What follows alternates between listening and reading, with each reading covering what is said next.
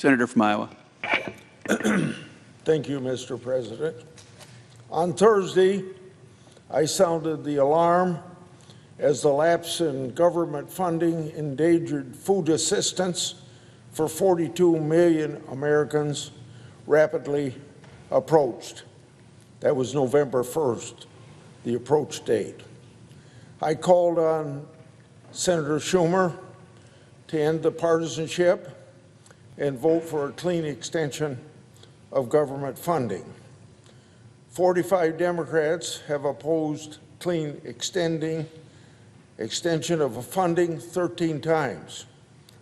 Republicans have voted for it 13 times. The Trump administration is putting a temporary Band-Aid on the program, tapping into emergency funds that will cover half a month of food stamps. Meanwhile, I've got Iowans calling my office, asking me where they can get food for their families.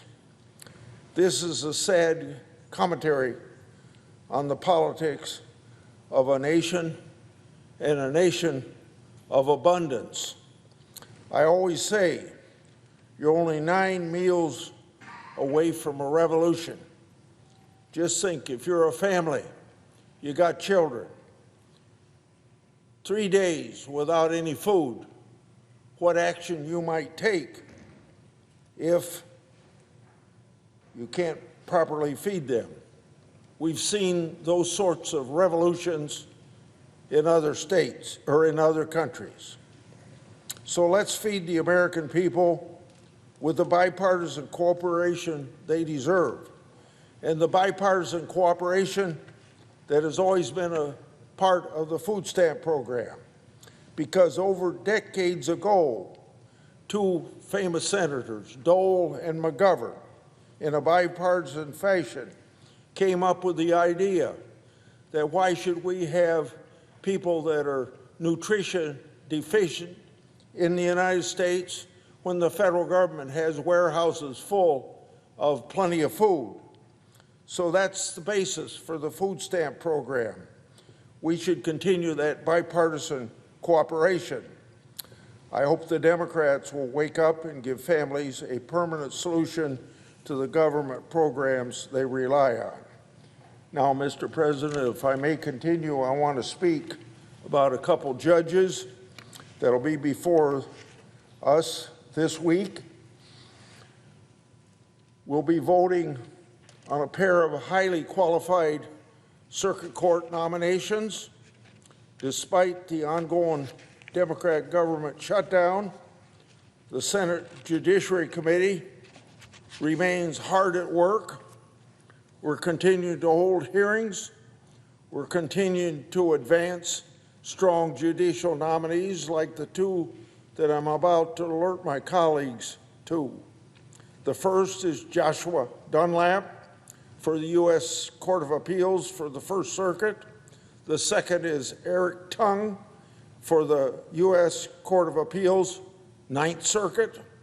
Both will make fantastic circuit judges, and I urge my colleagues to vote for them. As Maine Senator Collins detailed last week, Mr. Dunlap graduated first in his class from the University of Notre Dame Law School and then served as a clerk on the U.S. Court of Appeals for the 10th Circuit. Since then, he's earned a stellar reputation as an appellate litigator throughout his decade-and-a-half tenure in the private practice of law. Mr. Dunlap noted during his confirmation hearing that, quote, Mainers, meaning residents of the state of Maine, I'll start that quote over again, Mainers are famously independent, end of quote. I'm confident that we can expect no less from him as a fair and impartial judge. Indeed, Mr. Dunlap's career demonstrates that he is a thoughtful and sharp lawyer committed to the rule of law, and is, in his own words, he believes, quote, the law should be available to all and applied fairly to every litigant, end of quote. For these reasons, he's earned widespread support, including from his law school, his co-clerks, and his law firm colleagues. I'm confident that Mr. Dunlap will make an outstanding judge on the First Circuit. I also trust he'll take great pride in serving his state and our nation. President Trump and Senator Collins made an outstanding choice in Mr. Dunlap. Eric Tung is another great selection. He completed his undergraduate degree at Yale and graduated with high honors at the University of Chicago School of Law. He clerked for Justice Scalia on the U.S. Supreme Court, and he also clerked for Justice Gorsuch, both during his tenure on the 10th Circuit and upon Justice Gorsuch's elevation to the U.S. Supreme Court. Mr. Tung was a Bristow Fellow in the Justice Department's Office of Solicitor General, where he worked on numerous cases before the nation's highest court.